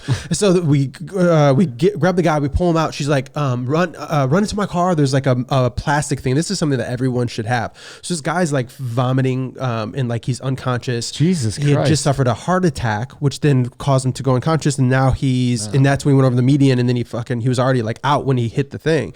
And then, so I run and grab this little plastic thing that it's goes over your mouth. Over your mouth. Yeah, which everybody should have. I'm like, fuck, I need one of these. Everyone needs one of these. So she grabs it. She starts doing CPR. Do you have one now, though? I don't even have a car. But if I did, when I get one, fire extinguisher and that. But it was the craziest experience. She kept on getting him close where he'd be conscious, then he'd fall back down, and then eventually the ambulance showed up. But luckily she was there, like at least getting him close. They took him to the ambulance and they took him out. And did you ever find out what happened? My sister heard from like her cop friends and stuff that they're like, that she had asked about it. They're like, oh, we don't think he made it, but they weren't sure. But the fact that the girl was a nurse, she was like, I was like, thank God you were here. She's like, well, thank God you pulled over because I saw you. And then that's the reason why I looked over and saw the guy. And I was just like, holy. And then, after this whole thing takes place, we stay after, we like write down, like we, with the policeman there, we're like, all right, this is our statement. This is what it was. And I go back in and I like grab this spicy chicken sandwich and I'm like, that's fucking. That's how you get a heart attack right there. Throw that out the window. Yeah, throw it out. But Littering. But those are like those kind of things of seeing something on fire or like a car accident. It's like those weird moments in your life. You're like, I always wait because I like live on like a busy street, right? So I always hear like, like the screeching of tires, but I still have yet to hear like the screeching of tires and then like, like that. And like, I'm like, this is definitely going to cause. You hear that all the time. Whoever someone's driving is going to cause a car accident, and it never happens. I've yet to hear. Thank God. Thank God. It's funny you say that story though. I had a fucking similar story. I was coming back from doing a job down on like the border of Wisconsin and Illinois. I was a commercial painter and shit. And that day I was like always wearing our fucking typical painter's white. So I had a white shirt, white pants, and we had a hard hat on. So I had a fucking bandana like Daniel LaRusso and shit on. And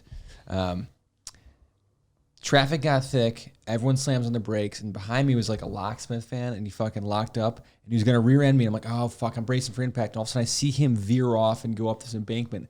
And the van just rolls down and lands on its roof. And the guy is like probably like 250, 300 pounds, buckled in, hanging upside down, and the van's leaking gas and shit. And I pull over because I'm not going to just fucking go home like, I hope that turns out all right. Fucking go about your business and shit. Oh, we got these angels. So I end up fucking pulling over. And like, I'm like, I don't know what to fucking do. So I unclip his belt. He falls. I pull him out the side of the road and shit. And just like you, a nurse rolls up. She's like, wow. Do you got his ID? And I'm like, his wallet. And he was still a little more coherent and stuff. And I was like, hey, where's your wallet? And I was like, it's in the van, hanging from the ignition. So I had to go back to this van that's leaking gas and shit and grab his fucking keys. Now I'm doubly ramped up on adrenaline shit. And she starts doing the diagnostics with him. So I'm like, yeah, fuck this. I'm getting the fuck out of here. So I just like took off. No one didn't sign my name on any police report. I just fucking left. And I just think that there was some angel wearing all painter's white. Yeah, the story. The bandana angel that saved me from a fucking flipped over van. You guys are both heroes. Yeah. So my situation was I had gotten into a car accident, not anything bad. It was like during a snowstorm in Wisconsin while we were painters. I was going to another job site, and there's a lot of ruts from snow when people are driving in their cars and stuff. And my car got up like on a median, and I like knocked my wheel off the axle and shit, and like fucked it all up. So I'm getting a ride. What kind of car was this? This is a Chevy Beretta W26. You're a Beretta guy? It was a dope ass car. Yeah. It was a manual five-speed manual, V6, 3.4 liter, I believe. Maybe. I think so. Fact check me on that. But yeah, it was a fun little fast car. But that was my work car. I only have one car, and like I do now. And no, so you had the truck then, I thought too. But you had both. Just for like a couple months before we moved out here, and then I sold the other car. Was it for like during the winter? Yeah, pretty much. So I'm getting a ride back from the AAA guy, and the exact kind of opposite experience of what you guys were talking about.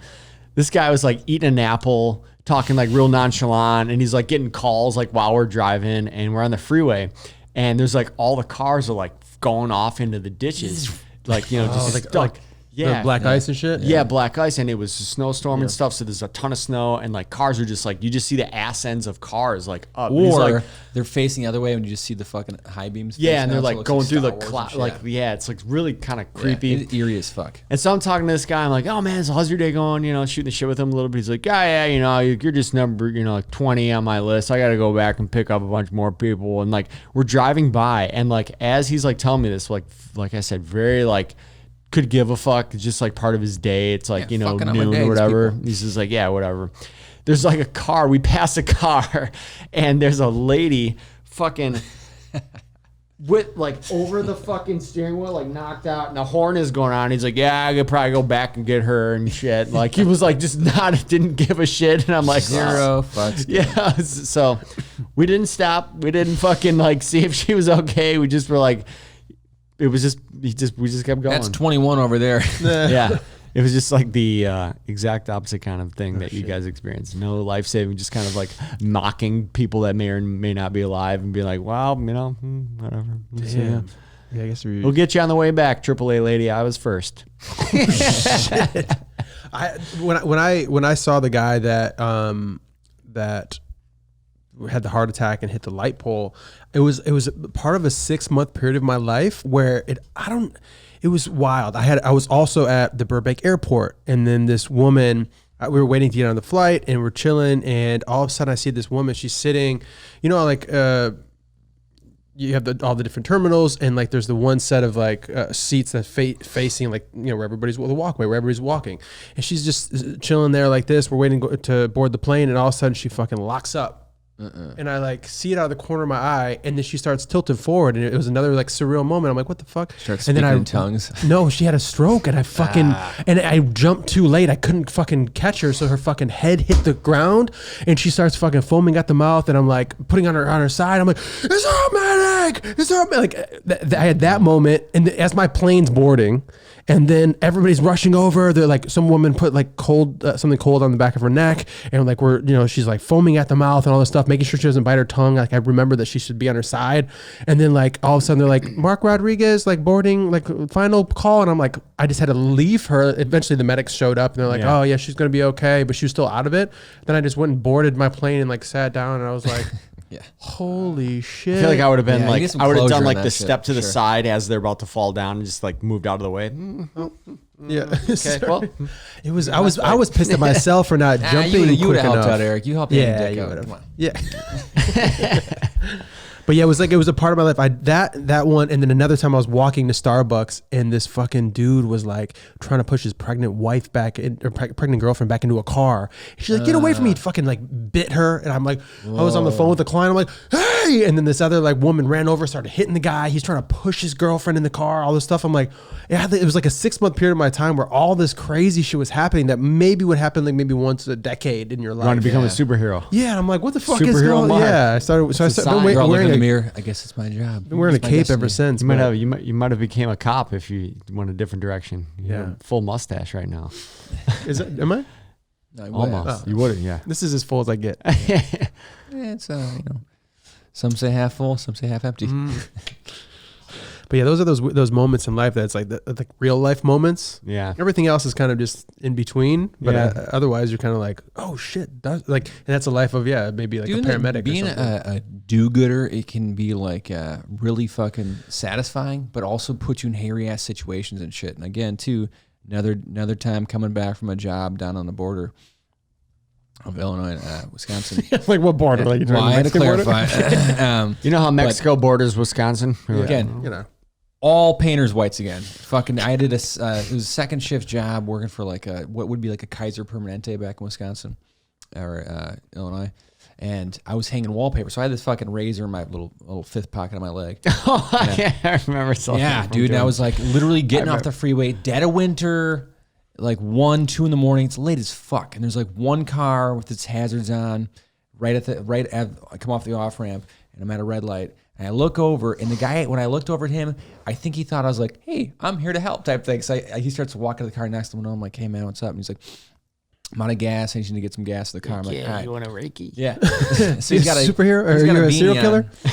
on. Like, just a white dude beanie on, and fucking gets in the car and shit. And there's a gas station. Literally, I can see it in my, to the left. Puka shell necklace.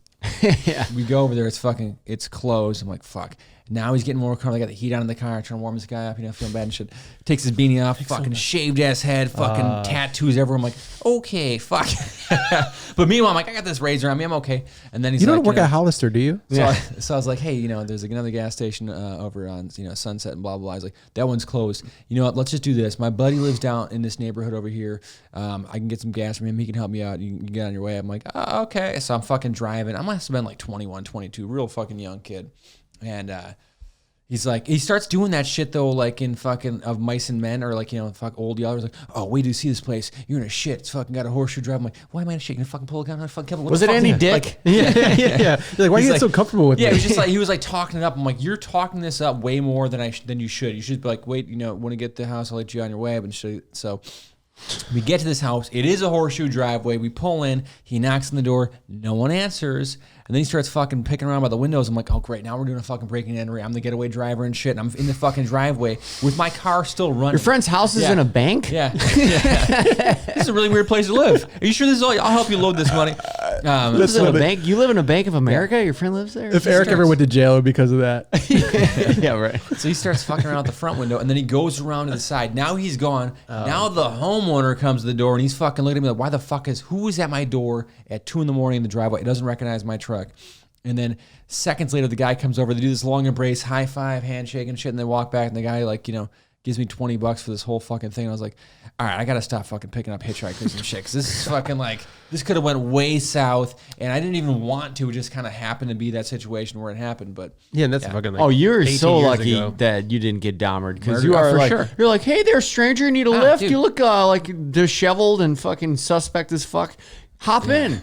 Like, Tony's always picking up hitchhikers. yeah. Like, I was like, dude, I like to help people out in fucking circumstances. you can help people out, but you can also, like, I open doors for people and, like, a big door opener. Yeah, I'm big door opener. I'll even wait if it's like more than 10 steps. Yeah, yeah, that's how I look at You ever helping do the people out. awkward door open where Somebody like, drops their keys, I'm like, there you go. Like shit like that. Not like fucking, hey, crazy person, you want to lift somewhere? I did something like sometimes I can get in my own way and I'll try to do something nice. Like, so that door, if you pull it open and you stand with the door against the wall, that's one thing. But when it opens the other way, and I've like tried to bridge the gap and hold this way, and then now I'm like making a bridge, people have to like duck under. I'm like, this is just fucking. I don't know what the how I fucked this is now up. harder But than the if they gesture were- is like yeah. completely been removed. Now it's just kind of like, this guy's awkward as fuck. You're welcome. Yeah, yeah. Thanks, Usually it's when I'm thanks, high with guy. my wife Thanks, and weird shit. guy, Yeah, holding yeah. the fucking closing doors. Okay. Everyone's looking at my wife like, oh, she married an idiot. Okay.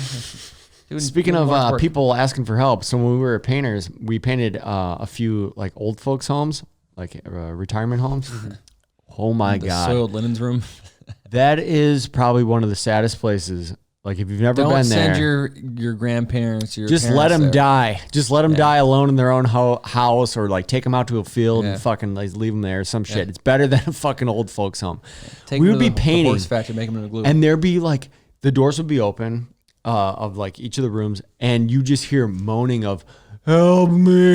Like, and we're like, Dude, there was like a wing that we were on. I don't know if it was like the trauma wing or please, something. sir, just help me, please. And I'm like, I just have You to have to paint tune this it out. wall. You have to just fucking tune it out. Like, I'm here to make this wall look pretty while you die over there and shit. And then when they had the activity people too, like It was just- everything. The whole Everything was I just don't know, there might have been moaning stuff.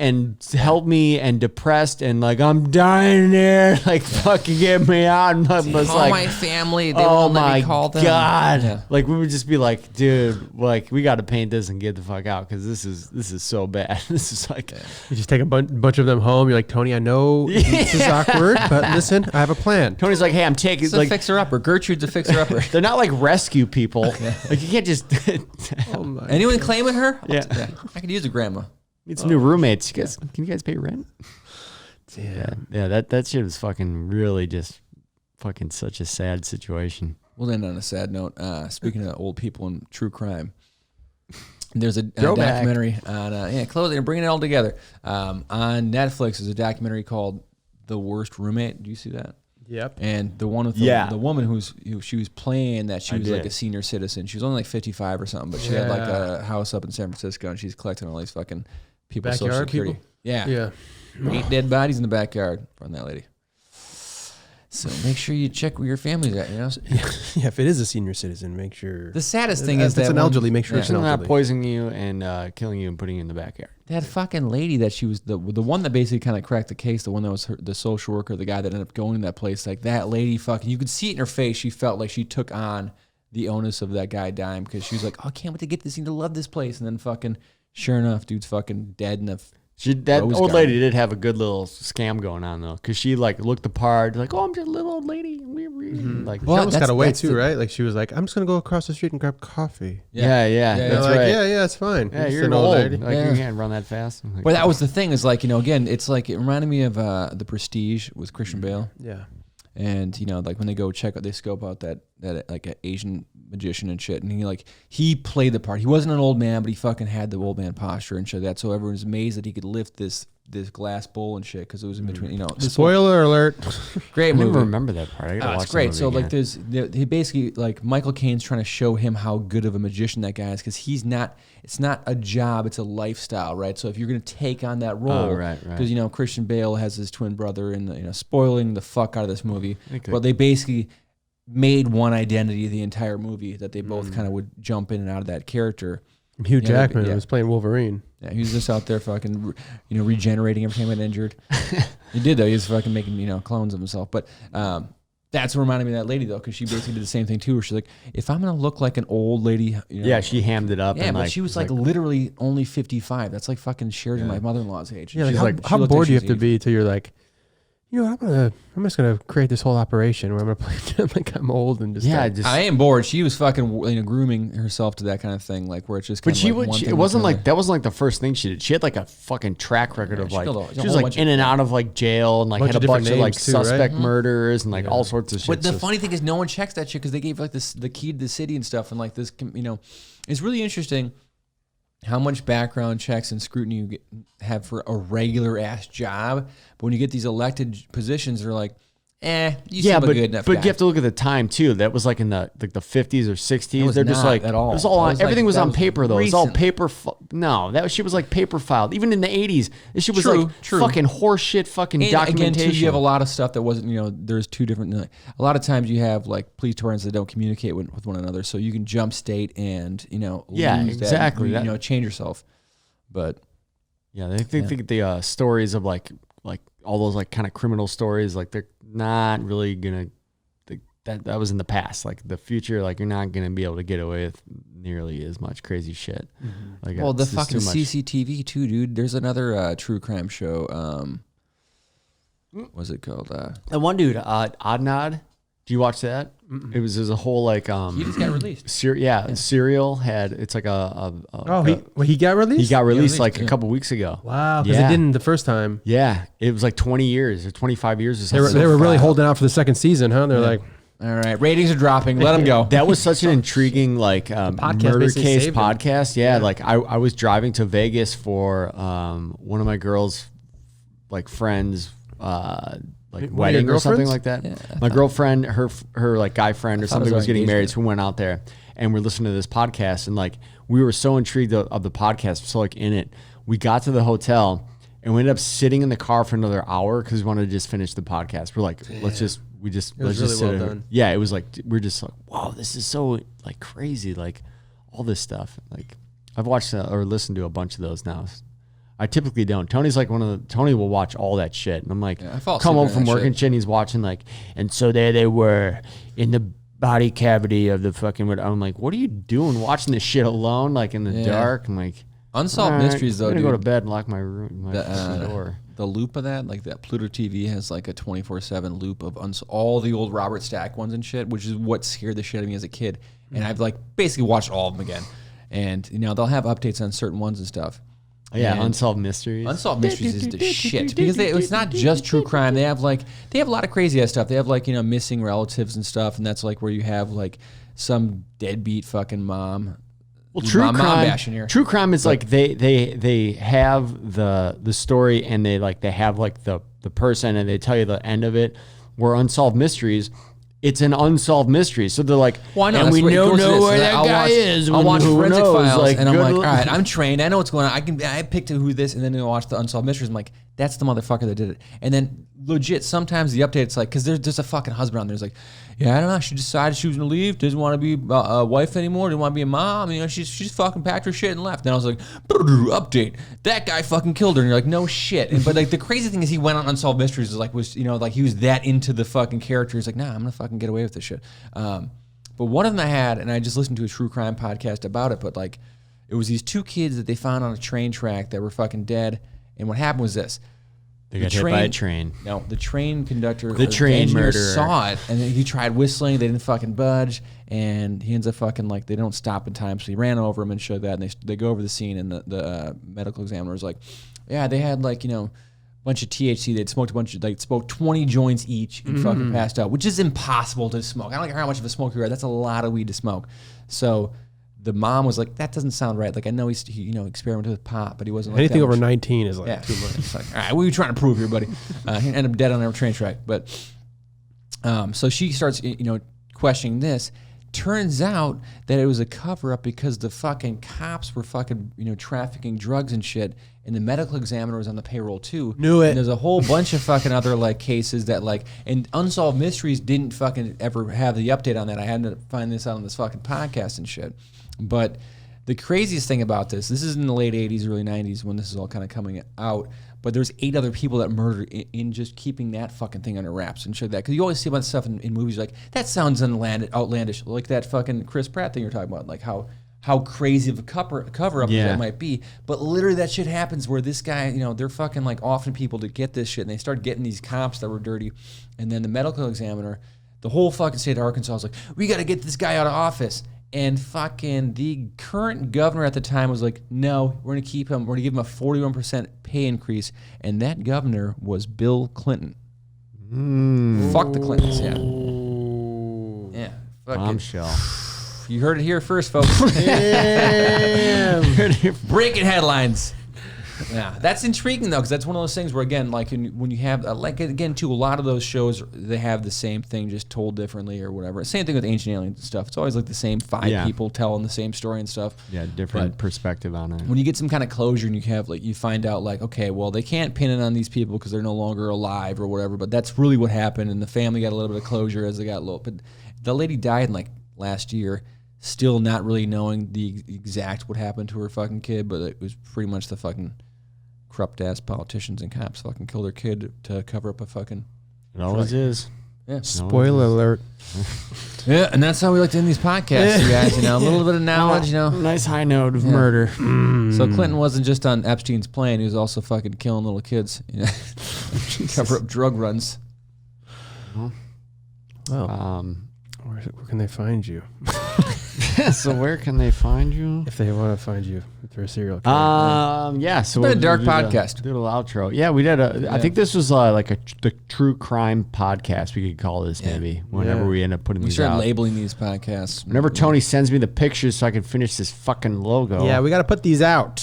Yeah, these are people need them. They need to hear these stories. All right. Eric, where can they find you? All right, thanks again. You can find me at adventuredumb.com. You can also go to Audio Underdog, check out some videos of music and stuff.